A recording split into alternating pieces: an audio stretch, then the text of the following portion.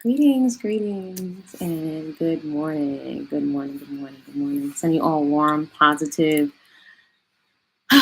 vibrations. So, hopefully, you have your water or your tea, lemon water, your herbal tea. Welcome to another fresh, brand new day. Shout out to all of my early risers out there that really enjoy the wee hours, the quiet hours of the morning. So today I wanted to come and check in, as always, with share some relaxation, simple relaxation, because relaxation and health are my top beauty products. Health and relaxation, and believe it or not, that may sound overly simple, yet relaxing into who you are and being comfortable with your entire packaging, it it has you carry yourself another way and feel another kind of way about yourself, and it can help be a vaccine, when it comes to comparing yourself to social media. So this is Body-Culinary, chef, personal trainer, mom, human flower. On this channel, I share my journey of radical self-acceptance, lifestyle of whole, fresh, unprocessed foods, primarily living foods, but peaceful consumption is what I like to call it. Peaceful to my own brain, liver, spleen, body temple, and then extending it out to the environment around me. No labels necessary. I also encourage folks to cultivate a personal movement practice, as well as to grow something. Everyone can grow something, even if you are in a small space, even if you're in a cold environment. You can. Where there's a will, there's a way, and it's all this technology, right? It's all kinds of there's grow lights, there's all kinds of stuff. So everyone can grow something, and that has so many benefits. So today, I just wanted to touch on protective styling. So as you can see, here's my style of the day. I like some simple beauty because I really relish in being able to wear my own skin and feel comfortable in my skin, especially as someone that has had a lot of acne and cystic acne. And it took me years to figure it out, and that cleared up without any medications. I tried everything, proactive, benzoyl peroxide, salicylic acid, everything in the health store, to no avail. So it's really my lifestyle, especially the way that I eat and my movement practice, that really just made the space for my body to do what it knows how to do. This is an intelligent vehicle and self-healing mechanism. So that's that. So today's protective style is my side bun. So this is my favorite, one of my favorite hairstyles. Excuse me, plant.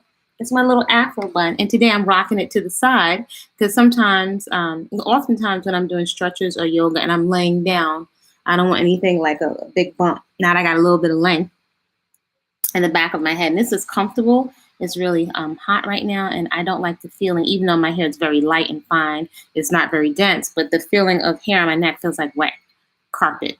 So now I got a little bit on my neck, but I don't like the feeling of it when I'm moving around in the garden and stuff like that. So this is my bun, and as someone with very fine, delicate, fine Afro textured hair that's very delicate, I don't have any oils, any products in my hair. I was thinking, I like to keep things simple because I'm not the one to go spend hours in the salon. That's not going to happen. I don't want other people's hands in my hair, other people's interpretations of my hair. People can tell me what I need. I'm comfortable with not putting oils and things in my hair. It feels very freeing to me, and I appreciate other people's suggestions, but I like this. I like minimalistic beauty, and I have the option to play if I want. So this hair is delicate, especially not having any oils in it. I get to experience what my hair really feels like, how it came out of my hair, out of how it sprouts out of my head, and I get to experience all that it does. Most folks will probably slick this down. I'm just not going to slick it down. There's been times where I've thought about it, but I have this thing of radical self-acceptance, not that I'm not into grooming, but just to really sit in a relaxation with myself, because I pay attention to the inner dialogue. A dialogue is like a tone of like to fix myself or to correct myself. And that does somehow, it doesn't resonate. It doesn't feel right. So I sit with myself as a practice of personal meditation. This is what it is. This is what you have. Accept it. Celebrate it. Check it out with a healthy curiosity. This is actually what it does. Some people might say, slick it down, you're going to a wedding, this is what, no, there's nothing to correct. And the more I sit in that and I relax into that, this is what my hair does, right? So this, I was thinking in terms of when your hair is really delicate and you don't have oils, you don't want to pull a whole lot on it because my hairline will be going like in 2 seconds flat. Now that my locks have matured, I can see what it looks like, right? Even when I used to wear loose double strand twists, that's what I started out with, because I got into less and less manipulation. When they mature, being that the hair is not dense, the puff can look like this, or the double strand twist can look like this. But once they get compacted from wearing lots of beads, shell, styling, they're going to get really, really teeny, teeny, tiny, and compact and delicate. So especially if you don't have oil, finding styles, I like to say, that really complement what you have can really work for you. So this is one of those styles where I like it because it feels elegant and it's chic. I really like this style. Love it, love it. Sometimes I'll wear it in 2 Afro buns. Several of my colleagues, one in particular used to say I look like Princess Leia. I was like, maybe Princess Leia looks like me. So anyway, I did another video where I showed you how I did this. This one is just to the side. Here's the other benefit of these simple hairstyles. I have a few simple hairstyles because I'd rather put the time to play. I want to go into the garden. I want to be able to sweat. I don't want to spend a lot of time in my hair, and I still want to enjoy what my hair looks like. So I found when I do this bun, and you'll see one of the previous videos on a quickie hairstyle how I did, and this is so simple, right? Because my hair is not dense, I don't want it compact. So I don't want to do too much to restrict it or to press it down. I will, though, tie a scarf on it when it's damp or when I moisturize it just with water, just to neaten it, per se, before I go out the house. But once I put this, you can use a sock or one of those donuts. I recommend, because I got my own thing called Afronomics over here. Use a clean little cute black sock, tube sock, and it's going to be thick just like the donut, and most likely it will last longer. And so when you pull your hair through your locks or your hair or your puff through the sock, it's not going to be dense like one of those ponytail holders. So your hair has room to breathe, right? So once I have the donut, I just spread open my hair, I fan it open in the donut or the sock. And then what I do is, once it's open here, I just put another hair holder elastic or a sock, if you have another sock over it, and I merely just tuck this piece in, so it looks like almost like a double bun. So I really, really like it, and I'm moving it to the side.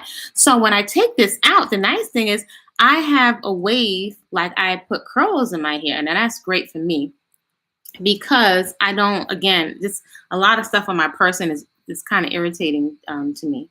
So it looks like I have I put curlers in my hair, and I have a nice wave when I take this out. So that's 2 for 1. Plus, I can exercise with this.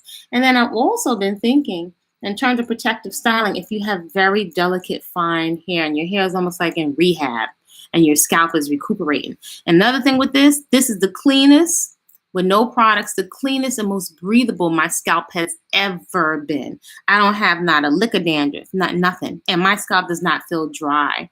And as I've been researching, I got some confirmation that initially when you stop putting oils and things in your hair, it will kind of like shed off the skin, or those layers where you had all that oil, kind of like detoxing. I never really used to get like the detoxing. Sometimes I think we do too much to the hair.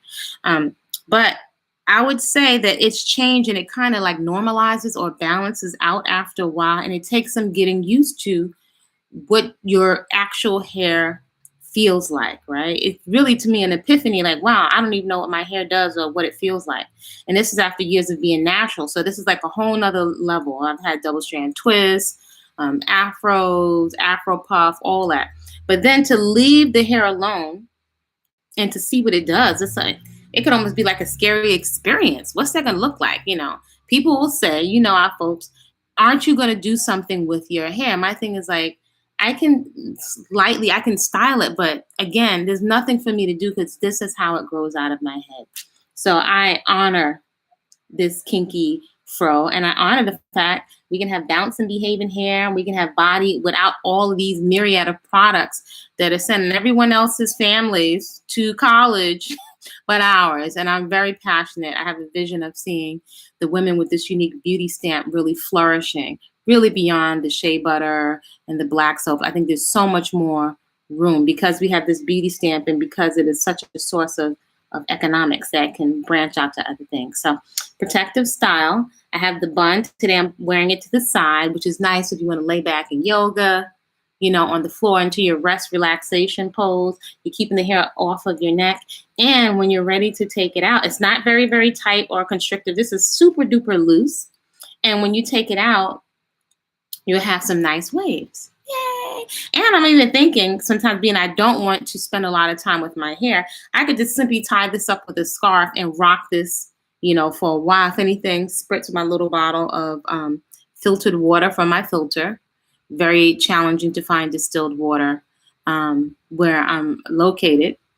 Or I can use my cucumber spritz, rosemary spritz, because I'm big on using stuff in my garden. That's on another video way back if you scroll through this channel. It's in here somewhere. So I can use my own stuff. And that is an alternative to all of this rose water. Because I feel like we're constantly getting like pimped out on a whole stroll. And there's nothing wrong with purchasing products. But again, I really feel passionately that it's another sense of empowerment or self-determination when you're able to control, and also a business mindset, right? Shout out to Dr. Claude Anderson. We're able to control or to be in the driver's seat when it comes to the different branches of the things that we require for our lifestyle. And this is unique to this is unique. So the what do you call it? Vertical business is controlling all the means of production. So if we had a product, I mean, you control the plastic, the delivery, the stores, all of that is yours. So I'm like, using that formula, how can we apply that here? How can we apply it here? So here's my protective style that leaves my delicate hair. It can rest and relax. So that's that. What was the other thing I wanted to say? Yes, relaxing into your esteem, which is one of the reasons why I'm so big into breathing. Simple, deep breathing several times a day, especially in the early day, to set the tone for your day in order to ground yourself and to sit in acceptance of what it is that you have, that you popped out onto the earth plane with, and to really celebrate it and to glorify it. Why we deserve, not only do we deserve a break, we deserve to feel beautiful. And I think it requires shifting your mindset. And even if you have, as somebody that's a fitness coach and a trainer, if you're someone that has stretch marks, extra skin, lots of additional adipose tissue, in the undercurrent, we may not be feeling good about ourselves. And not feeling good about ourselves actually can make us eat mindlessly, eat even more, believe it or not. Because when we don't feel good, we're looking to, because it's a comfort. It's like a backdoor mentality. We're looking to comfort ourselves, but then somewhere in the back of our mind, we feel out of integrity and not good about doing things that is compromising our body shape, our body health, and then not feeling good and bringing that, we can call it depression, but just not feeling good, we'll look to comfort ourselves even more. So that can be a really vicious cycle. So sitting to relaxation, this is what it is. This is what I have. And I can love myself, which is a verb. I can love myself through actions and self-care. I can do that now. There are numerous simple actions I can do throughout the day, from how I groom myself and stroke and appreciate my hair, right? These are things that we're wanting from other people, but are we doing it to ourselves? Showing with action our appreciation to our skin and keeping it healthy, right? And using the shower as a time, the opportunity for meditation, using your eating and your drinking, you know, your water as an opportunity for meditation to slow us down. Slowing down and relaxing is so key. I would say foundational to wanting to eat. Folks want me to give recipe, workout. And that stuff is great. That's needed. That's required when you want to transform something and get to another level. However, at the foundation is how we feel about ourselves. So that will require, I've observed, slowing down to unpack and first, without judgment, observing the internal dialogue that is always going on. And you might be surprised. You might be surprised when you can hear the communication and listen to the dialogue that's going on all the time. Sometimes it's not nice, hypercritical, a lot of fearful thoughts there, a lot of fear of judgment of other people. There's a dialogue that's going on all the time, and it's fueling our behaviors, actually behaviors where we will put ourselves in harm's way with what we're eating, right? Things that we feel, not that other people, not that I or anyone else, that we feel is out of integrity, right? That kind of being out of, I'm not going to go on and on today. Right? Shout out to all of my folks that are in the cocoon, that are going in. But I'm going to move forward saying this today. Something to consider, contemplation today. Being out of integrity, right? Not honoring your word to yourself. There's a distinction actually between keeping your word and honoring your word, right? Sometimes you may not be able to keep your word, but you can honor your word. You may not be able to get to that place or that meeting on time because there was traffic, but you can honor your word by saying, let me call before the appointed time and let somebody know that I'm not going to be able to make it. So that's an example of keeping your word and honoring your word. We're not honoring our word to ourselves. And you can let me know respectfully in the comments, if you think about this during the day, and you can, let me know some feedback, what your experience has been.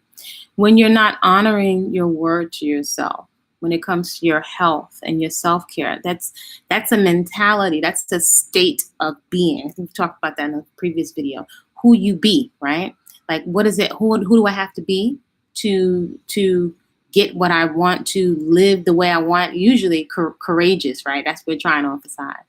However, when we're living out of integrity, when you're doing things that are out of alignment, when you're engaging in a way that's not ideal, when you're doing things that are sabotaging what you say you want for yourself, that comes at a cost. That I would say it causes a type of depression. There's a feeling that goes with that. There's a dejectedness that goes with that. That is quite often what is fueling our behaviors, because I know, out of integrity. So what can we do? Do we stay there in the rut? How do we restore integrity? And restoring integrity is getting into action, doing something. I would say there's nothing like immediate action towards a goal. Immediate action. That could be like, let me pause, or I'm listening to you. I'm going to go get some water right now.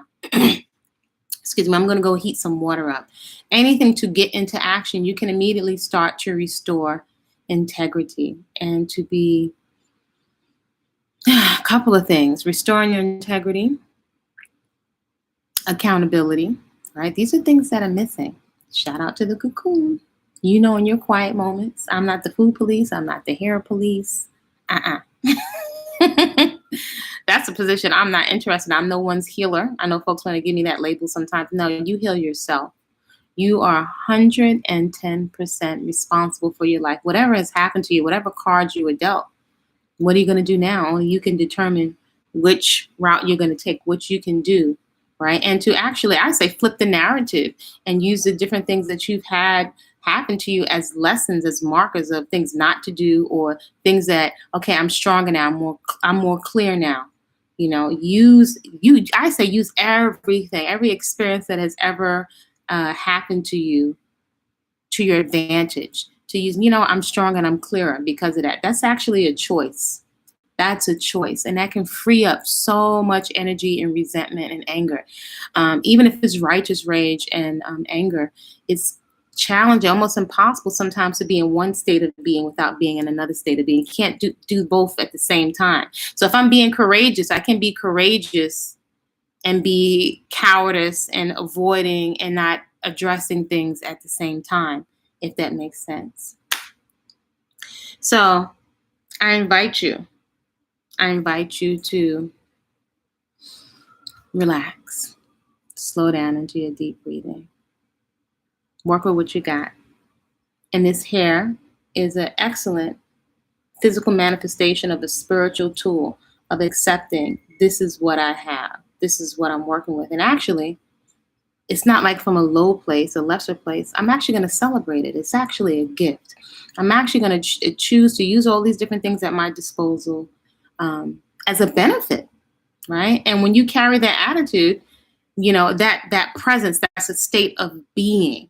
If you're courageous, if you are confident, it doesn't mean that you're perfect. Doesn't mean that you don't have challenges. But I really want you to drive home. What is your state of being? Who do you be? Are you dejected? Are you depressed? Are you a victim? Are you honest? Do you have accountability, respect, and responsibilities? Ooh.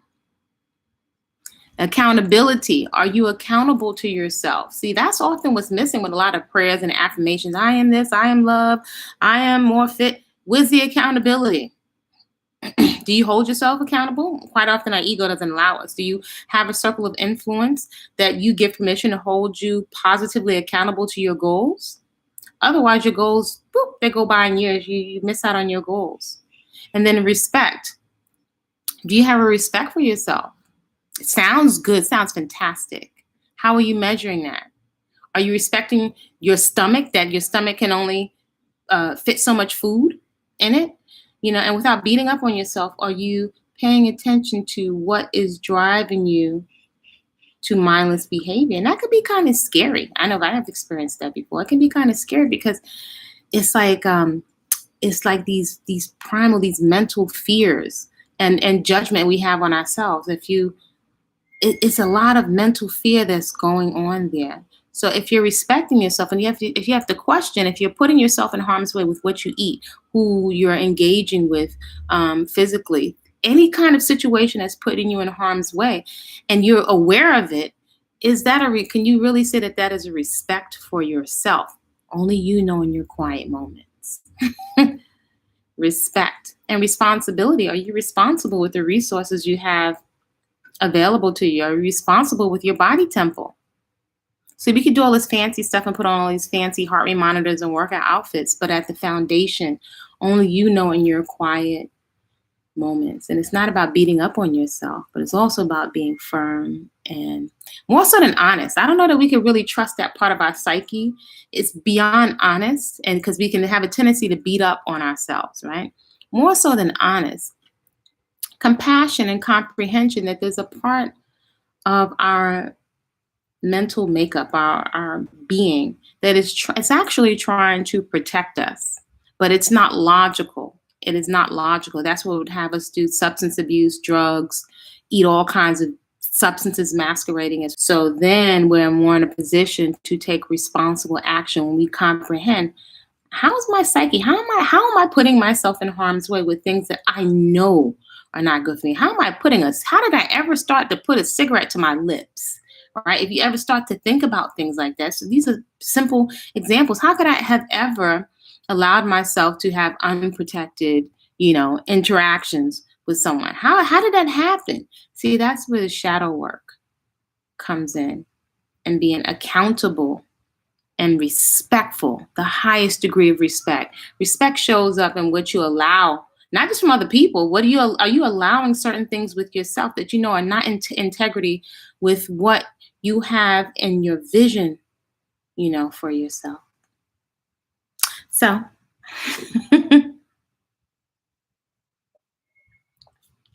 are you wanting to experience certain things, but you're fearful to even get out there in the field? Are you fearful and apprehensive about even starting a movement program or a fitness program, or going out to meet new people because you're playing the old story narrative over?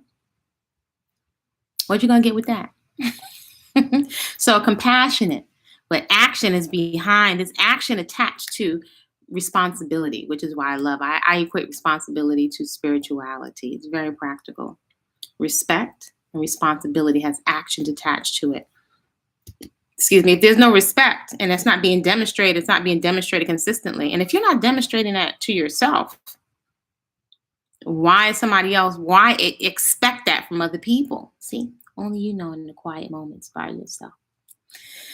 So I'm inviting you to join just in a couple of 1 or 2 minutes, if even, of relaxation. You're welcome to find a comfortable position that works for you. If you have issues with your knees or your back, you can sit in a chair so that your knees are not restricted in your lower back. You can tilt your pelvis upright so that your spine is nice and straight.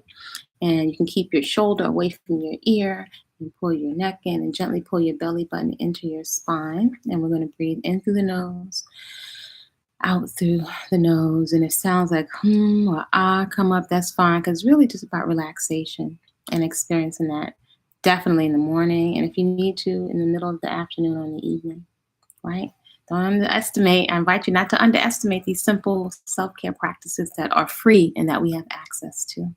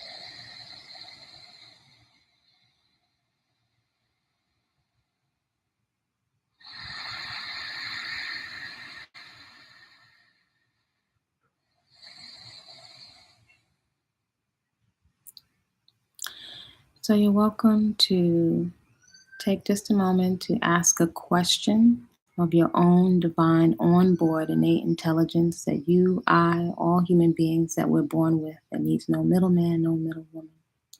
Perhaps if there's something that you're working on or working through, a vice, a self-sabotaging behavior, if there is, you're wondering perhaps which course of action to take in terms of your decision making with business or relationships, you can actually ask and inquire of your own intelligence and allow, in the quiet moments as you move around through the garden or preparing your food, allow it to come up for you. It's also a good time to write a little bit in your journal. If you have a nice journal, just it could be like a couple of words or sentences. These little practices can shift your paradigm, right? And bring you into an awareness. Even sometimes when I'm sitting in relaxation, sometimes I can find I'm not asleep. Sometimes I can drift into sleep, but there's a state right before sleep. It's almost like you're in your body, but there's the screen of thoughts. You become more aware of the screen of thoughts that are like a full waterfall. And it's like you're looking inside and you're becoming aware of this whole screen of thoughts that are never ending, never ceasing in your mind.